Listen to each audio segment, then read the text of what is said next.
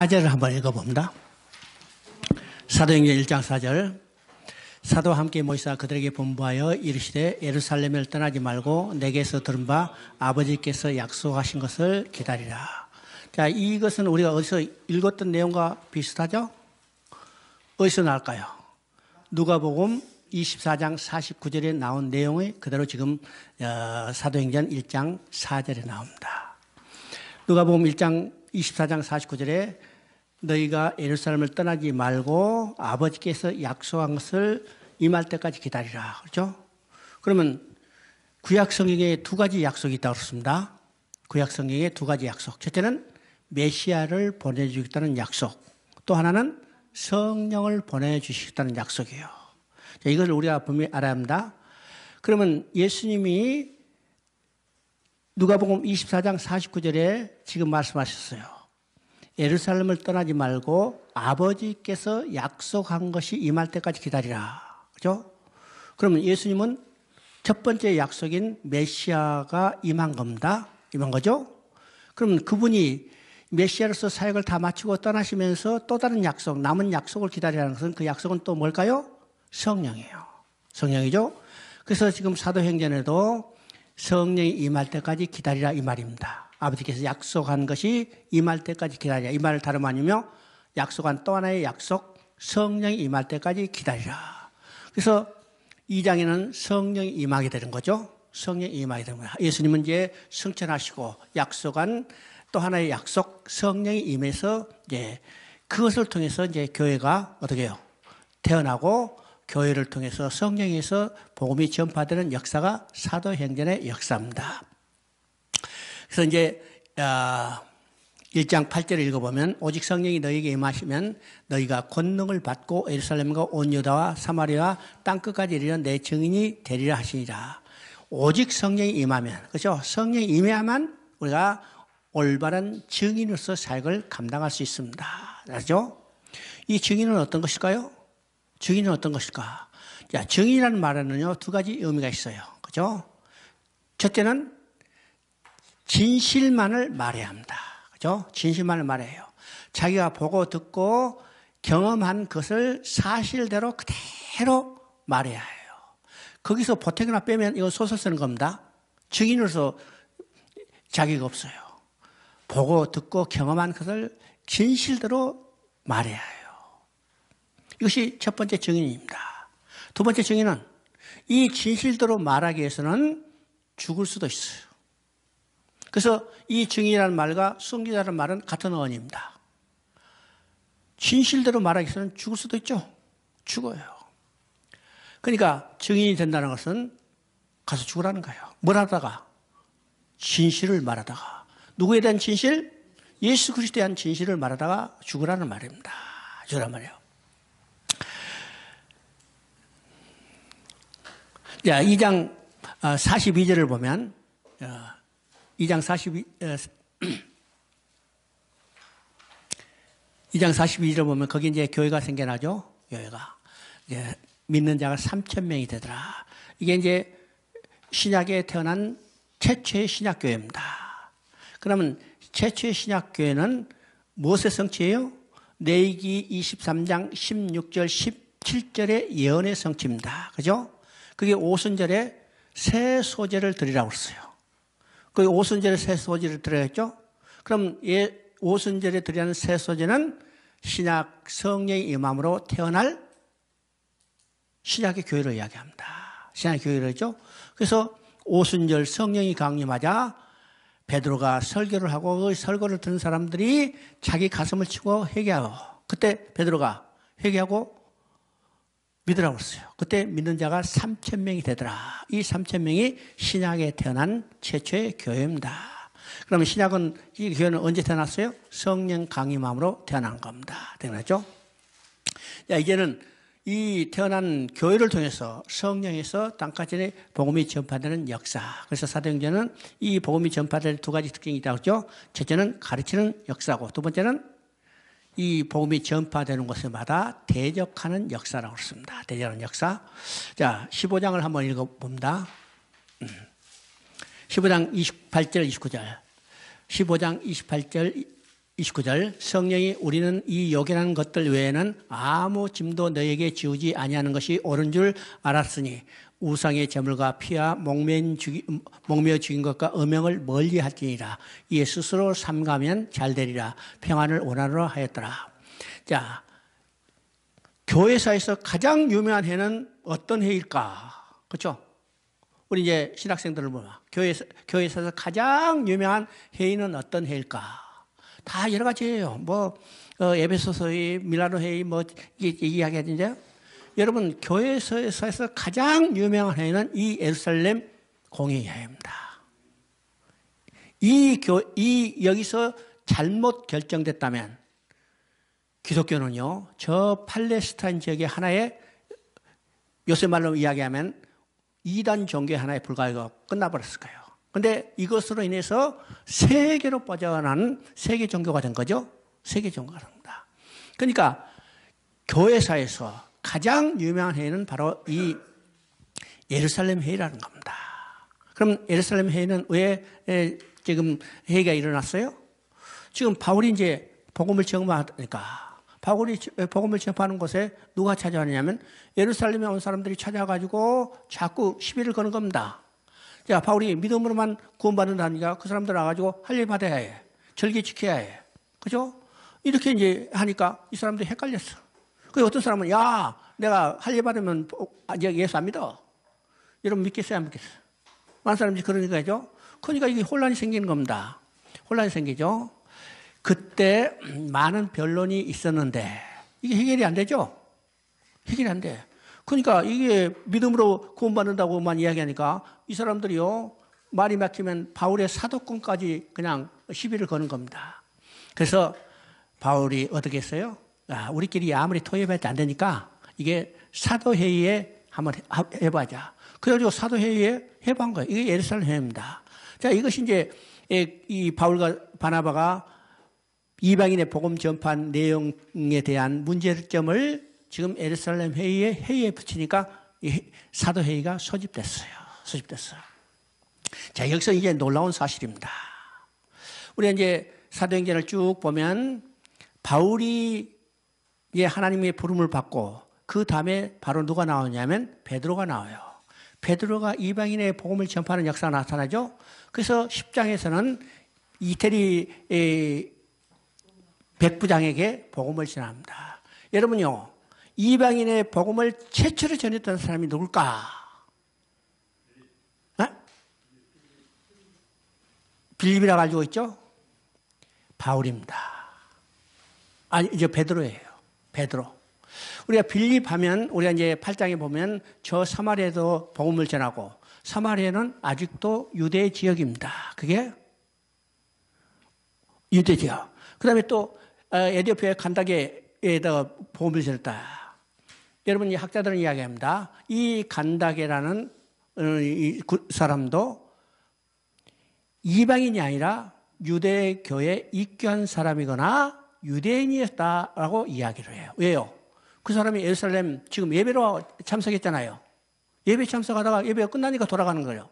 그러면 예배에 참석했다면 이 사람이 유대교에 입교했거나 유대인 중에 한 사람이기 때문에 정확히 이야기하면 이방인이 아니에요. 그러면 이방인의 복음을 제일 먼저 전한 사람은 누구냐? 바로 베드로입니다. 이게 놀라운 사실이에요. 베드로가 이방인의 복음을 제일 먼저 전하고 이 사실이 하나님이 이방인의 복음을 전한 것에 제한이 두지 않는 것을 베드로가 먼저 알았어요. 그죠? 이게 11장에 가면 자기 동족들한테 그것을 변증하는 것을 보게 됩니다. 하나님은 왜 베드로에게 이방인의 제일 먼저 복음을 전파하게 했을까? 바로 예루살렘 회의에서 하나님은 예비해 주셨습니다. 자, 예루살렘 회의에서 이방인의 복음 전파하는 문제에서 시비가 걸려. 제일 먼저 변론한 사람 누구예요? 제일 먼저 변론한 사람 누구? 베드로입니다. 베드로가 이방인의 복음 전파의 문제를 제일 먼저 변론했어요. 내가 이방인의 복음을 전파한 첫 번째 사람이다. 이방인의 복음을 전파하는 하나님이 제한을 두지 않았다. 이게 자신 있게 이야기합니다. 그리고 바울이 그 다음에 자기 경험을 통해서 이야기하자. 이 의장격인 야고보가 일어나서 이제 변론할 필요 없어. 알았다. 그리고 결정한 겁니다. 그 결정한 내용이 어떤 것이요? 지금 28절, 29절에 읽은 겁니다. 성령과 우리는 이 요긴한 것 외에 아무 짐도 너에게 지우지 않거니. 믿음으로 이 구원받는다는 사실 외에는 아무 짐도 지지 않게 하는 거예요. 쉽게 말하면요, 할례 받지 않아도 구원받을 수 있다는 거예요. 한마디로 하면 할례 받지 않아도 구원받을 수 있다. 자, 이 결정 때문에 기독교는 지역 종교로 전락하지 않고 세계 복음 전파가 된 겁니다. 자, 이것이 결정되자 바울과 바나바는요, 기뻐서 지금 2차 전도 여행을 가라고 그러죠. 2차 전도 여행을 가요. 그러다가 이제 바나바가 마가 문제로 빠지고 사울이 이제 실라가 바울과 이제 동역하게 되죠. 이것도 놀라운 하나님의 역사입니다. 왜일까요? 지금 1차 전도 여행 때는 주요 지역이 어디냐면 소아시아 지역. 그 다음에 그 유대 영향권을 벗어나지 못한 지역입니다. 그죠? 근데 2차 전도 여행은 이제는 이 지역을 벗어나서 유럽 지역, 마게도니아 지역으로 복음을 전파하게 돼요. 그때 이 지역이 바뀌어지자 하나님은 이 선교사의 신분도 바꿔주는 겁니다. 누구로요? 지금까지는 유대인이요, 히브리인이요. 그죠? 바울도 유대인, 바나바도 유대인. 그죠? 근데 이제는 누구로 바꿔줬어요? 비유대인으로 바꿔주는 겁니다. 자, 여기서 바울도 로마 시민권자죠? 또 신라도 로마 시민권자예요. 그죠? 로마 시민권. 그러니까 지역이 바뀌자 사람도 바꾸는 거예요. 이게 하나님의 놀라운 계획 속에 섭리 속에 있다는 사실을 우리가 깨닫게 되는 겁니다. 깨닫게 되죠? 자, 사도행전 이제 이 정도 하고, 이제 로마서를 봅니다. 시간은 짧은데 지금 과목이 많아가지고 다 못하겠는데, 한 대까지 하죠. 이제 핵심적으로 우리가 이제 서신서 중에는 로마서하고 에베소서하고 그 다음에 히브리서를 이제 중점적으로 보려고 합니다. 그리고 이제 나머지 시간이 있는 대로 이제 보고 이제 마지막 시간에 계시록을 1시간 정도 우리가 이제 보려고 합니다. 이제 로마서를 봅니다. 로마서는 어떤 학자가 이야기하죠. 성경 66권 중에 65권이 다 없다 하더라도 로마서만 있으면 우리 믿음과 구원에 아무런 지장이 없다. 그렇죠? 로마서가 그만큼 중요하다는 것을 강조해요.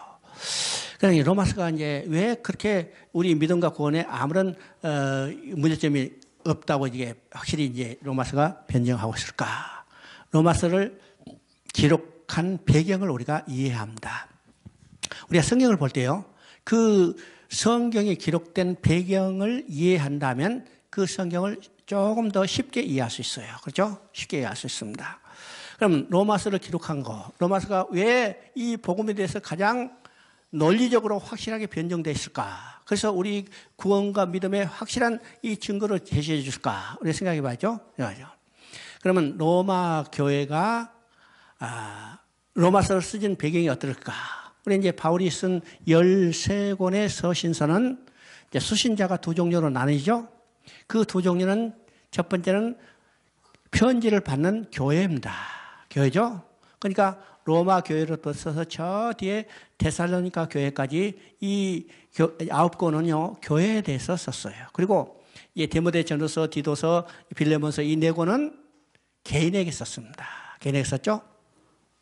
그러면 이제 바울이 교회에게 편지를 썼는데 이 교회에게 편지를 쓸 때 이 편지를 받는 교회는 다 어떻게 되냐면 바울이 세웠거나 바울이 가르쳤거나 바울에게 가르침을 받은 사람에 의해서 교회가 세워졌어요. 그죠? 우리 고린도 교회, 바울이 세웠죠. 에베소 교회 바울이 세웠죠. 데살로니가 교회 바울이 가르쳤죠. 골로새 교회 바울이 가르친 에바브로가 세웠죠. 근데 로마 교회는 바울이 세운 적도 없고 로마에 간 적도 없고 바울이 가르친 사람에서 세워진 흔적도 없어요. 그렇죠? 그러면 로마 교회는 언제 세워졌을까? 자, 이 세워진 이게 우리가 기원을 한번 봅니다. 그 기원은 바로 사도행전 2장 10절에 나옵니다. 사도행전 2장 10절을 한번 읽어보십니다. 사도행전 2장 10절.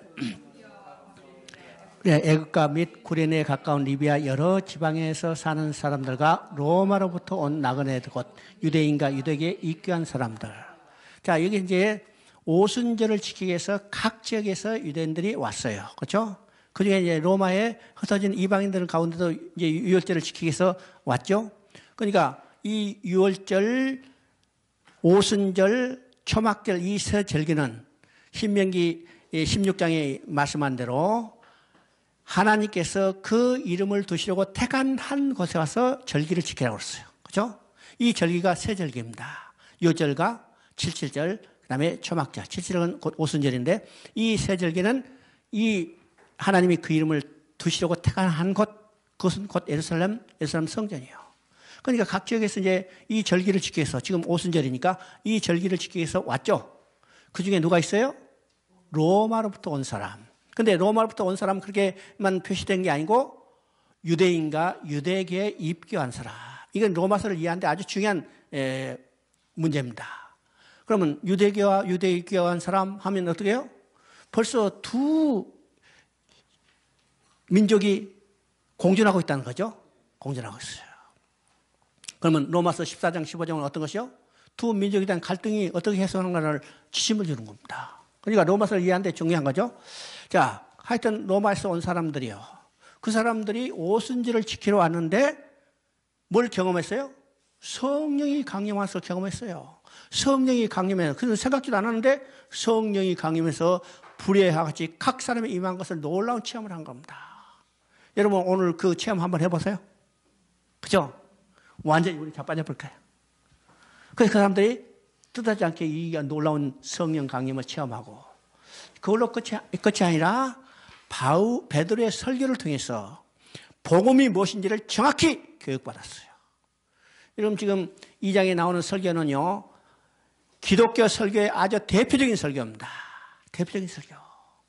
그리스도를 만날 증거하는 대표적인 설교죠. 그런데 이 설교를 통해서 복음이 무엇인지를 정확히 알게 된 겁니다. 그러면 이 사람들이 이제 오순절이 끝나자 어디로 돌아가요? 다 왔던 곳으로 돌아가죠. 어디로 갔어요? 로마로 갔어요. 로마로 가서 성령 강림의 체험과 베드로의 설교를 통해서 들은 이 복음을 가지고 뜨거운 가슴을 안고 뭘 하기 시작했을까요? 예배드리기 시작했죠. 이 예배드리기 시작한 것이 교회가 생겨난 겁니다. 생겨났죠? 그런데 자기들이 뜨거운 가슴을 안고 예배를 드리기 시작했지만은 이 교회를 잘 양육할 지도자가 없는 겁니다. 이것을 우리가 소위 말해서 처소교회라고 그래요. 처소교회. 이제 중국교회 같은 많은 처소교회 있죠. 이제 뜨거운 가슴을 안고 자기 집에서 예배를 시작했는데 누가 가르칠 사람이 없어. 그러니까 이게 제멋대로 신앙이죠. 그러면 바울이 이 소식을 들을 때가 언젠가? 주후 58년이니까 지금 이 오순절 사건이 일어난 후로부터 시작해서 몇 년이요? 건 30년이 세월이 지났어요. 그죠? 30년의 세월 동안 이 로마 교회는 지도자가 없으니까 자기 체험 의식하죠. 소위 말해서 자생교회예요. 자생교회예요. 이 소식을 들은 바울은 어떻게 해요? 이 교회를 내가 잘 양육해야겠다. 바울은 그렇지 않아도 로마에 가고 싶었는데 이 소식을 들으니까 어떻게 해요? 간절한 마음이요. 그러니까 로마에서도 그 마음이 나오죠. 내가 어떠하든지 좋은 길을 얻어서 너희 가기를 언제나라. 이게 로마서 기록이 나옵니다. 그런데 갈 수 없죠. 왜일까요? 지금 3차 전도의 끝무렵에 마게도니아 교회에서 예루살렘 교회를 위한 헌금을 했어요. 이 헌금을 갖다 줘야죠. 오늘 같으면 택배로 딱 보내면 될 텐데.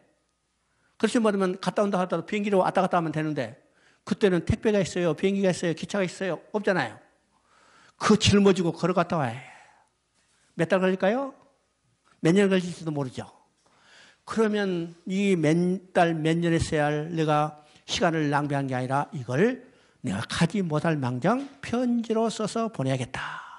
그래서 편지로 쓰신 내용이 로마서입니다. 그러면 로마서의 핵심은 뭘까요?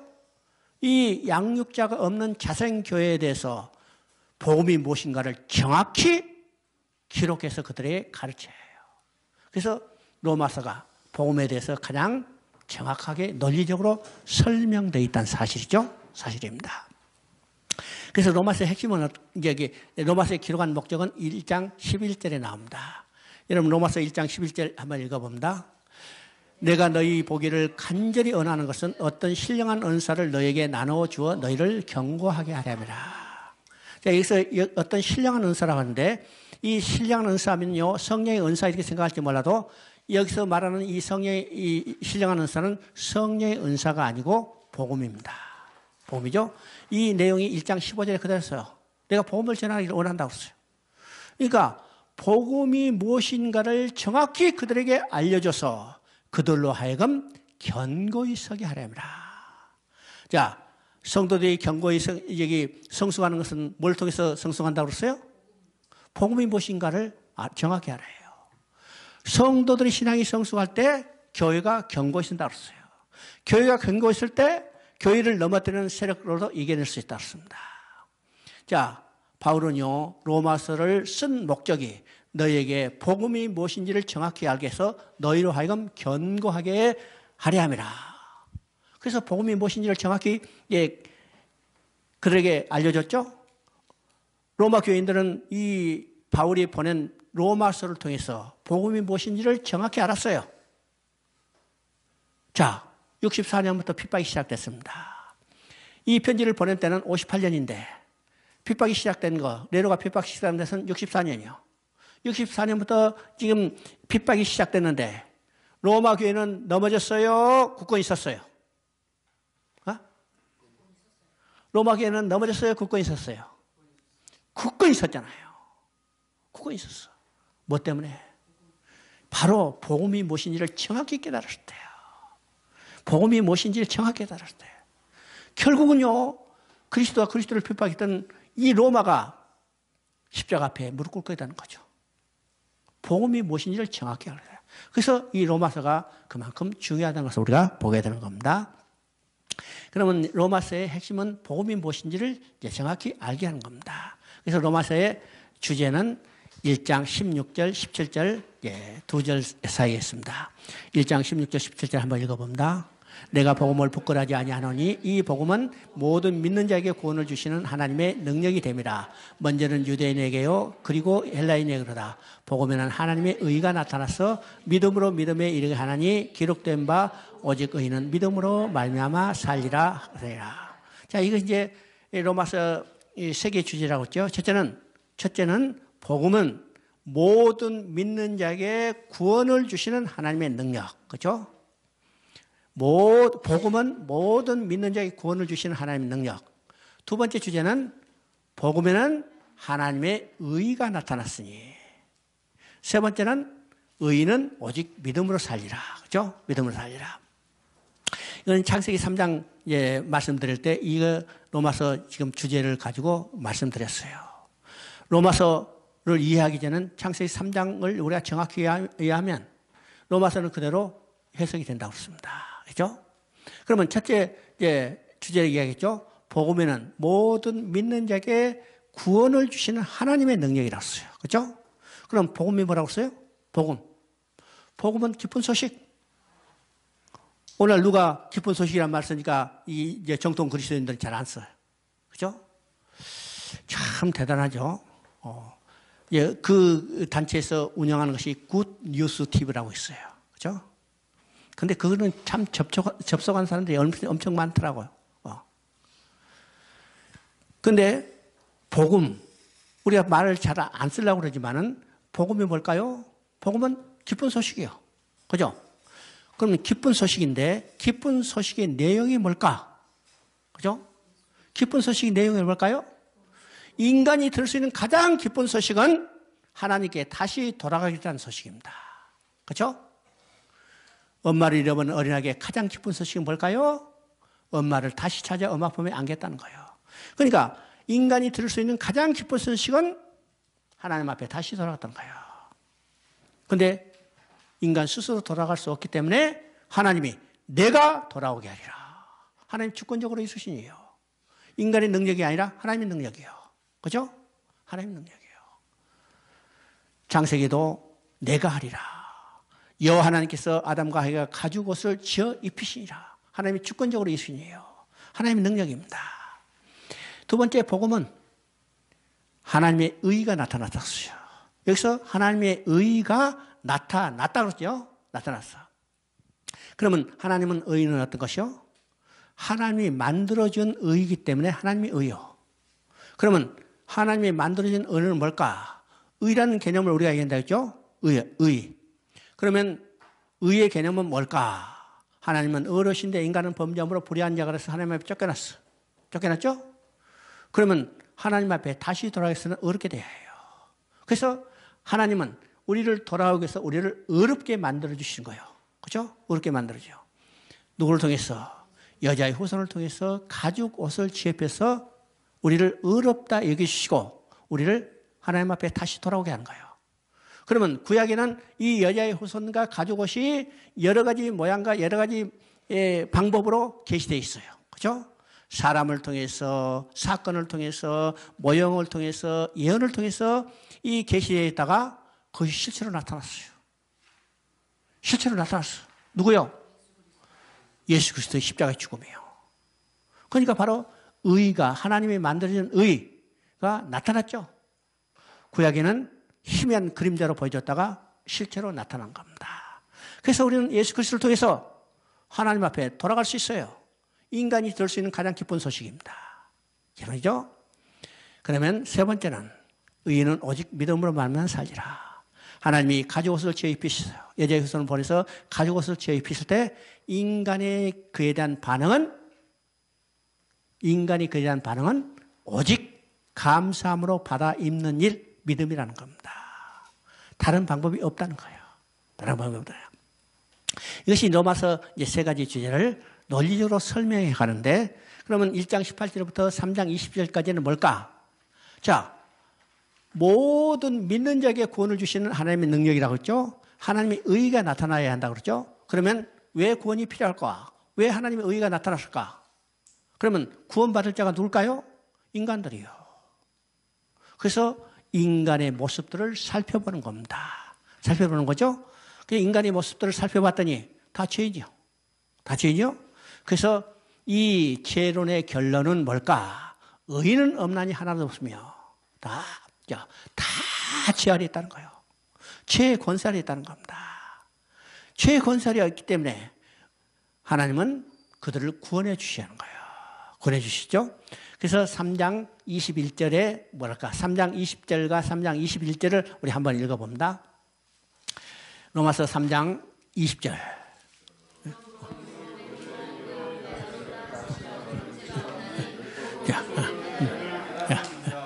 자, 이거는 3장 20절과 20절, 21절에 아주 극적으로 대조되어 있고, 이제 분기점이요. 3장 20절은 율법의 행위로는 의롭다함을 얻을 육체가 없나니. 그렇죠? 율법의 행위로는 하나님 앞에 나갈 자가 아무도 없어요. 그러면 절망이잖아요. 그런데 21절에 이제는 율법 외에 하나님의 한 의가 나타났으니 이게 소망입니다. 인간의 행위로는 하나님 앞에 나갈 자가 없어. 근데 율법 외에 하나님의 한 의가 나타나요.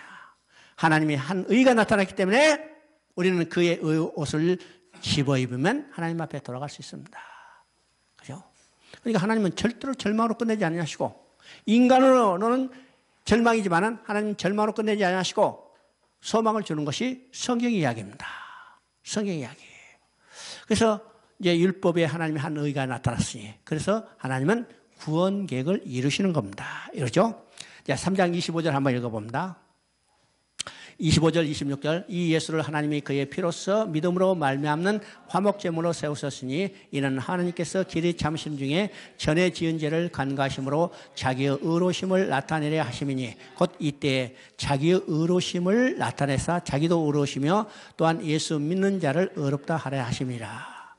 자, 25절은요. 이제 3장 25절은 이 성경 전체의 가장 핵심이에요. 진수라고 그래요. 진수. 성경 전체에서 하나님이 하실 일이 바로 여기에 한 절에 다 요약되어 있습니다. 요약되어 있어요. 여러분 거기 한번 보십니다. 이것을 이제 우리가 몇 가지로 나눠서 이야기하면요. 구원, 이 3장 25절이 하나님이 구원 계획을 이루시는 일인데 이것을 이제 조목별로 항목별로 나눠보면 구원을 계획하시는 분이 누굴까? 구원을 계획하신 분은 성부 하나님입니다. 성부 하나님이죠. 또 두 번째는 구원 계획을 성취하신 분은 누굴까? 성자 예수 그리스도요. 성자 예수 그리스도. 세 번째는요, 이 구원 계획의 중심에는 뭐가 있을까? 구원 계획의 중심에는 자기 아들을 화목제물로 세우신 데 있어요. 화목제물로 세우신 데. 네 번째는 화목제물의 필수 요건은 무엇일까? 그죠? 화목제물의 필수 요건은 피 흘림이 있어요. 피 흘림이 있어. 화목제물로 세웠지만은 그냥 멀쩡히 살아있으면 우리 구원 이룰 수 없어요. 반드시 그가 죽으셔야 해요. 피 흘림이 있어요. 그러니까 여기서 피로서 그러죠? 피를 화목제물로 세웠어. 피로서 화목제물로 세웠어. 화목제물로 세웠을 뿐만 아니라 그를 십자가에 죽게 하심으로 어떻게 해요? 피로서 우리를 구원하신 거예요. 그러니까 화목제물의 필수 요건은 피 흘림이 있다는 사실이에요. 자, 이것이 하나님께서 우리에게 구원 계획을 이루시는 일이죠. 그러면 인간의 그에 대한 반응은 어떨 것일까?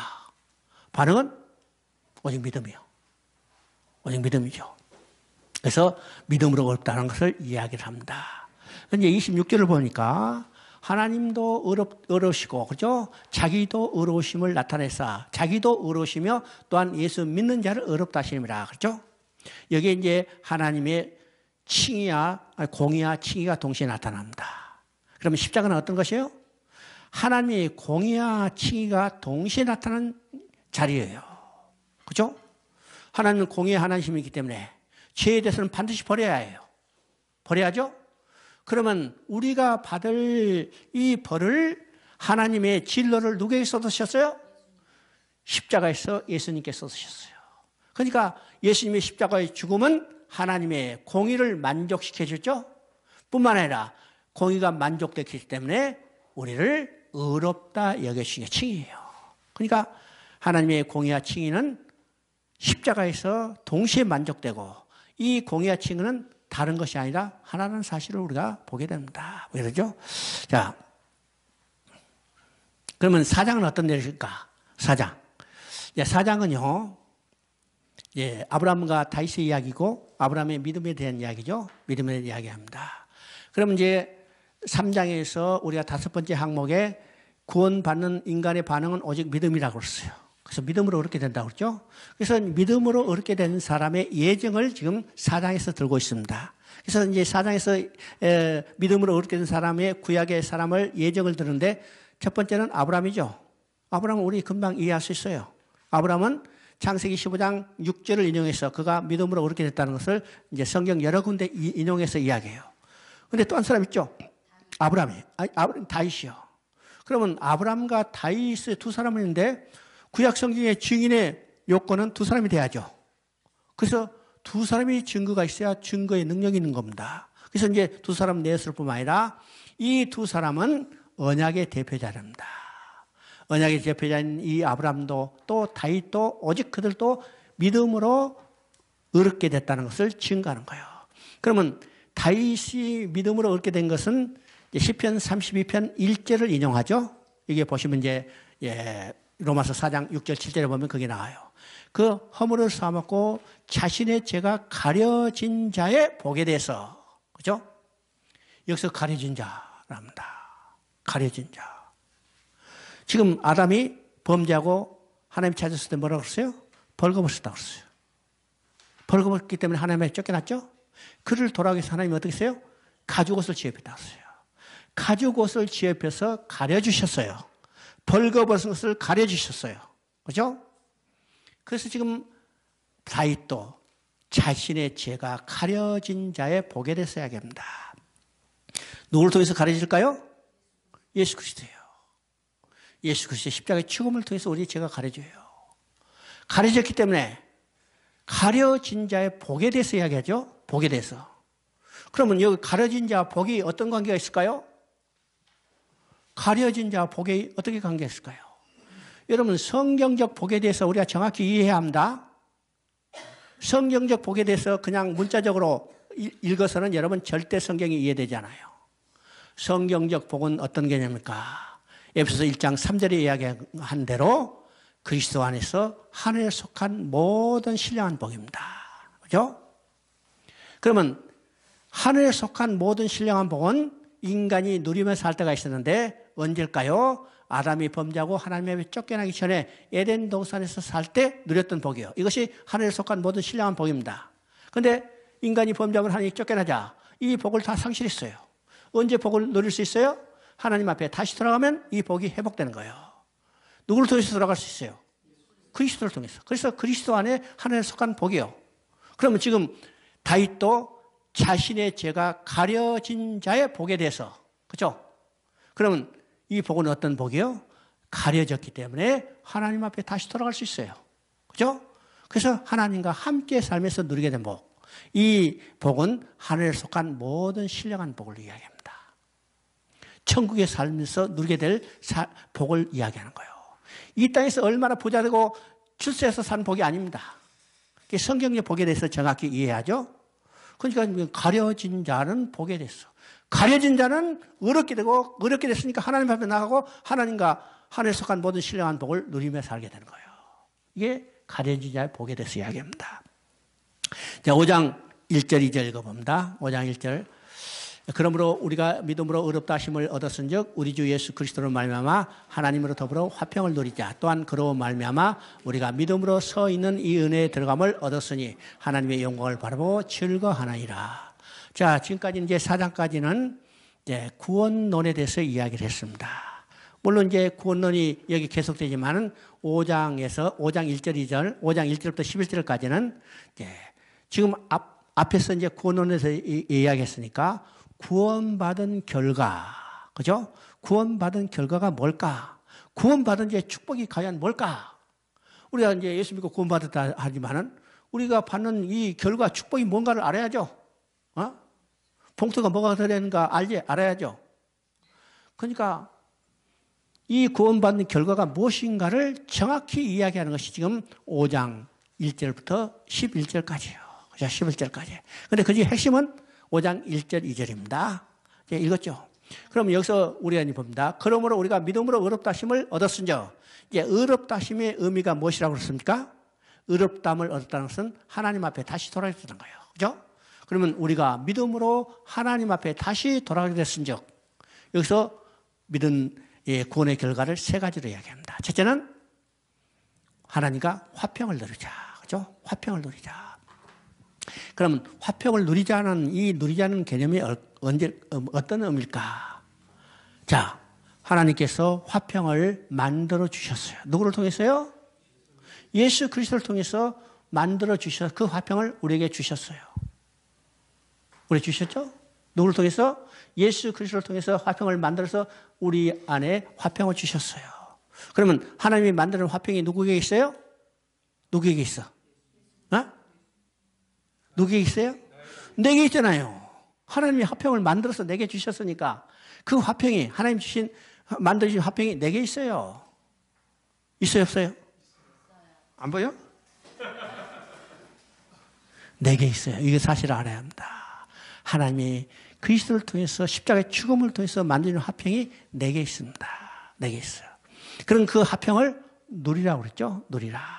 그럼 누리라는 것이 어떤 의미일까?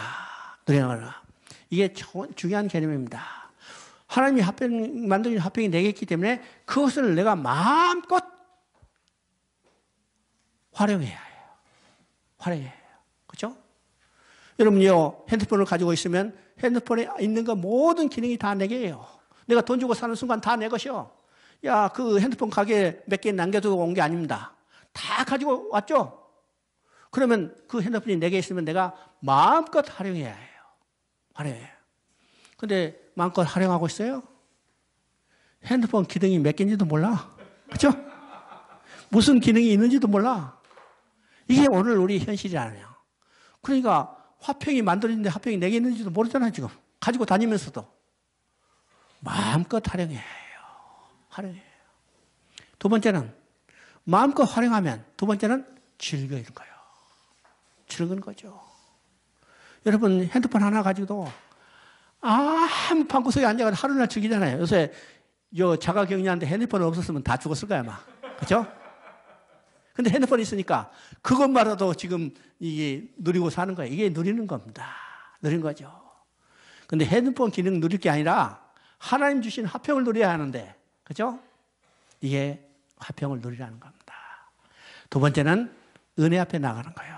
은혜 앞에 나가는 것은 이게 성막의 구조로 봐서는 지성소, 속죄소입니다. 속죄소라는 말이 본래 은혜의 보좌예요. 그러니까 여기서는 은혜라고 그러죠. 은혜. 은혜 앞에는 하나님 앞에 나가는 겁니다. 그런데 그걸로 끝인가? 그걸로 끝인가? 아니라는 거예요. 우리 이제 누가복음에서 이야기했죠. 돌아온 둘째 아들에 대한 이야기죠. 둘째 아들이 돌아온 목적은 뭐예요? 줄인 배를 채우기 위한 목적이요. 근데 아버지는 그 아들과 더불어 죽었다가 살아난 아들과 더불어 먹고 마시며 즐기자. 그러면 우리가 하나님 앞에 나가는 목적이 뭐예요? 줄인 배를 채우기 위해서? 아니요. 거기 계신 하나님과 함께 기뻐하며 즐거워하며 그의 영광을 드러내는 겁니다.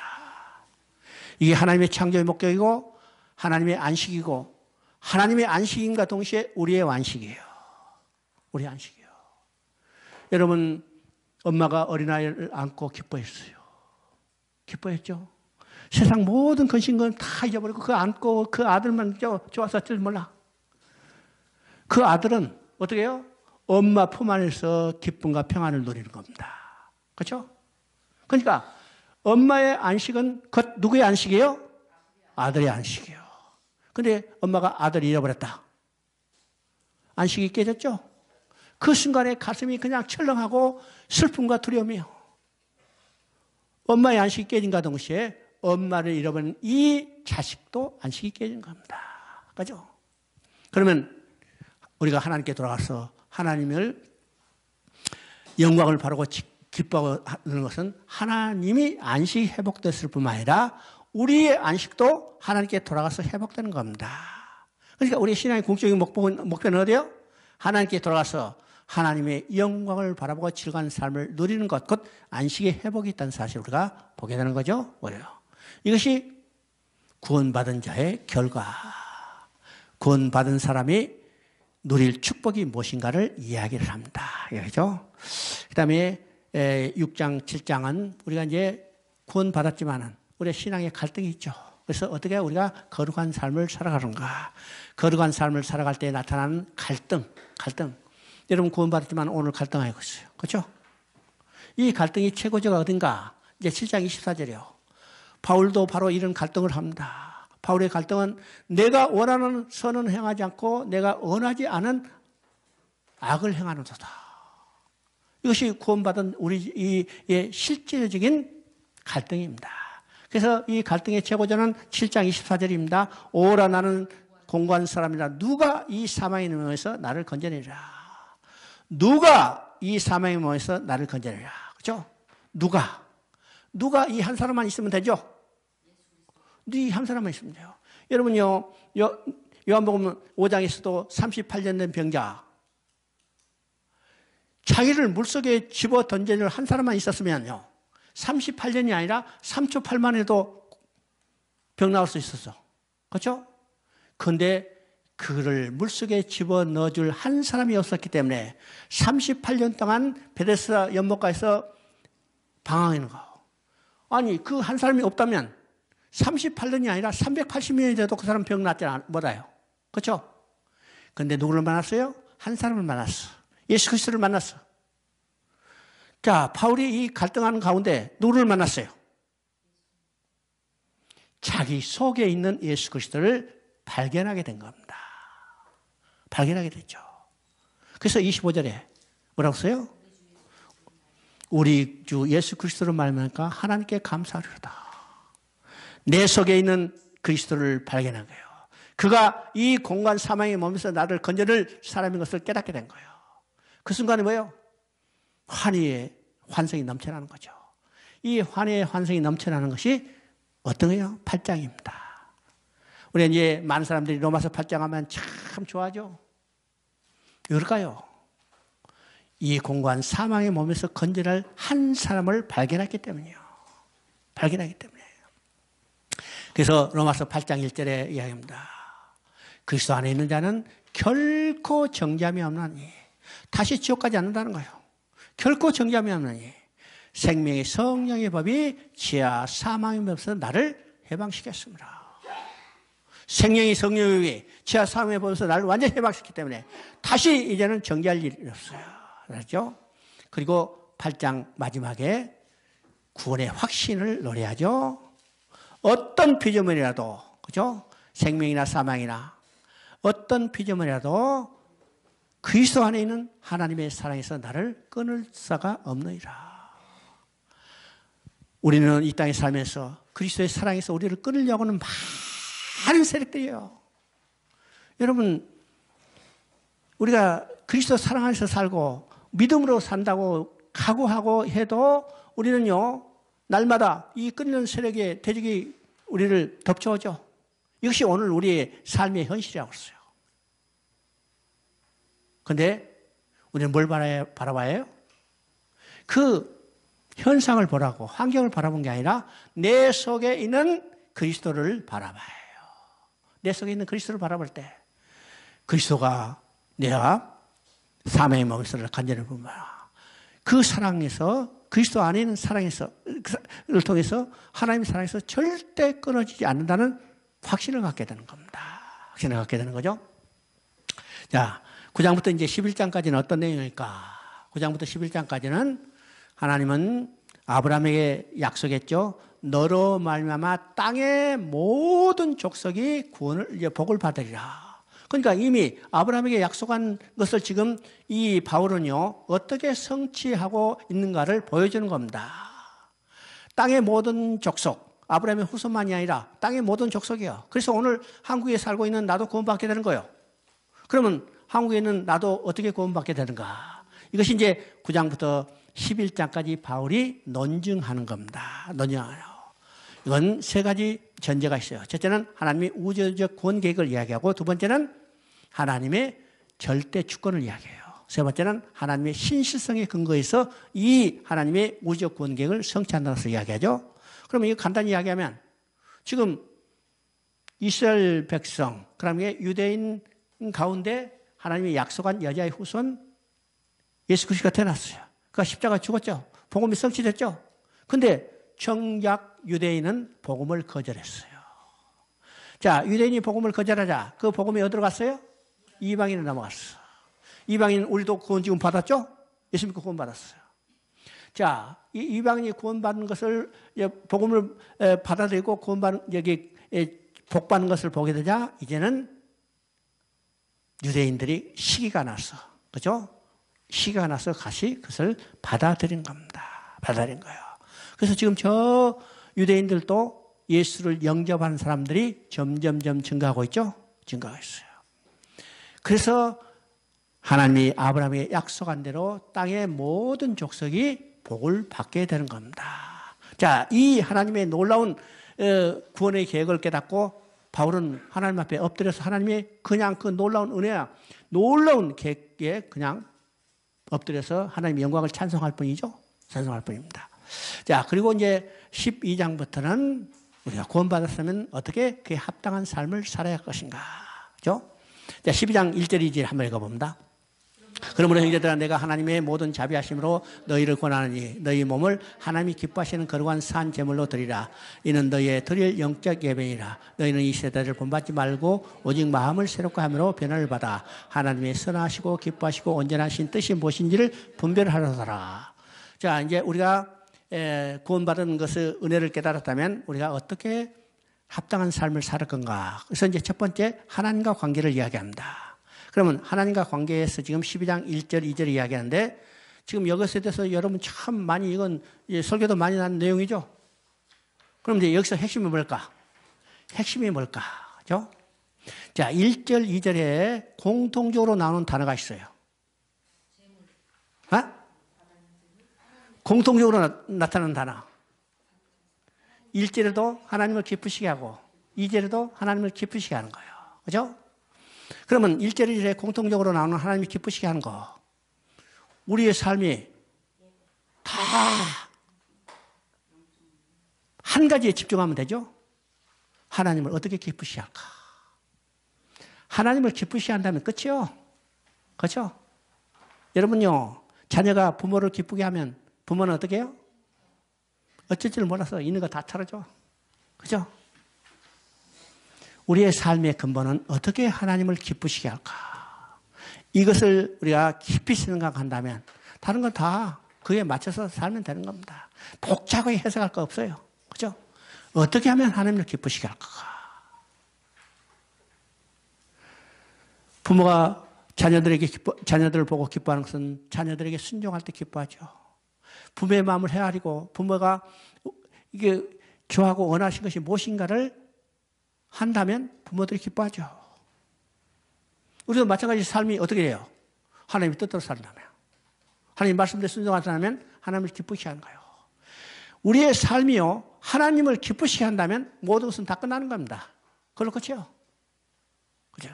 그러니까 첫 번째 가장 중요한 것은 우리의 삶의 관계에서, 하나님과 관계에서 첫 번째, 하나님을 어떻게 기쁘시게 할까? 기쁘시게 할까? 자, 이제 시간이 없으니까 14장, 15장은 어떤 것일까? 이제 로마서 14장, 15장은 앞에서 우리가 이제 사도행전 2장 10절에 읽었죠? 거기에 유대인과 유대교에 입교한 사람이라고 써요. 그러면 로마 교회는 태동할 때부터 이미 민족적으로 지금 분파가 생겨 있죠? 민족적으로 분파가 생겨요. 본래 유대인과 또 이방인이었지만 유대교에 입교한 사람은 쉽게 말하면 로마인이요. 그러면 한 교회에 유대인과 로마인, 이게 정말로 이 민족적 갈등은 오랜 시간이 지나도 해석하기 쉽지 않죠? 여러분 중국에 있는 분들은 와. 중국에 소수민족 있지만 정말 소수민족 똑같은 교회 생활에도 참 이거 여기 이 갈등을 쉽게 해소하지 말아요. 내가 기주성에 있는 여기 비지라는 데를 갔는데 거기에 큰 교회가 하나 있어요. 그 3자 교회였는데 그 교회 담임이 누구였느냐. 남경신학교 나온 묘적이에요. 묘적이 이제 거기는 뭐 밖에서 교육받은 사람이 별로 없기 때문에 남경신학교 나왔기 때문에 그 사람이 이제 그 담임이었는데 한족들이 얼마나 괄세하는지 제대로 활동비도 주실 뿐만 아니라 심지어 생활비도 안 주는 거예요. 쉽게 말하면 가라는 거죠. 가라는 거. 그 사람이 이제 내가 이제 한국 사람이니까 식사하면서 이 묘적으로서 당하는 서름을 토로하는 거예요. 토로하는 거예요. 그러니까 이건 묘적이면요, 그 땅에서 5,000년 동안 같이 살았던 족속인데도 해결되지 못하는 거예요. 이런 거죠. 그러니까 이 문제가 얼마나 심각한 거죠. 자, 지금 로마 교회도 바로 이 두 종족 간의 갈등이 있는데 이 갈등을 어떻게 해소할까? 이 지침이 14장, 15장입니다. 그러면 오늘 교회도 똑같이 갈등이 있죠? 그러면 교회에 나타난 갈등을 어떻게 해결할까요? 여기서 세 가지 지침입니다. 첫째는 상대방을 용납하라는 거예요. 용납하라. 두 번째는 우리의 삶의 목적이 무엇인가를 생각하라는 거예요. 우리의 삶의 목적이 뭐예요? 죽어도 주를 위해서 살고 살아도 주를 위해서 살고 죽으나 사나 주의 것이로다. 이것이 14장 7절 8절에 나오는 내용입니다. 우리의 삶의 목적이 이 땅에 있는 게 아니라는 거예요. 세 번째는 하나님 나라가 어떤 것인가를 생각해 보라는 거예요. 하나님은 의와 평강과 희락이라. 먹고 마시는 것이 아니라는 거예요. 왜요? 그 먹고 마시는 것 때문에 표면적으로 갈등이 일어났기 때문이죠. 갈등이 일어나게 돼요. 그래서 이제 로마서는 이 로마 교회에 나타난 갈등을 어떻게 해소하는가 그 지침으로 주어졌고, 그리고 이제 마지막은 로마의 바울의 개인적인 사정을 이야기하고 있습니다. 자, 오늘 오전에 로마서까지를 봅니다. 기도하겠습니다. 하나님 아버지 참으로 감사합니다. 짧은 시간을 통해서 주께서 들려주는 이 말씀을 들을 때 우리 심령이 다시 한번 새롭게 변화돼서 하나님이 기뻐하신 뜻대로 살 수 있도록 우리를 이끌어 주시옵소서. 말씀을 더욱더 깊이 묵상하고 또 깊이 깨달아서 주의 뜻을 분별해서 주의 뜻에 순종하며 오직 하나님의 영광을 드러낼 수 있는 신실한 주의 종들이 되도록 주여 축복하여 주시옵소서. 이 모든 말씀 우리 주 예수 그리스도의 이름으로 기도합나이다. 아멘. 여러분 수고하셨습니다.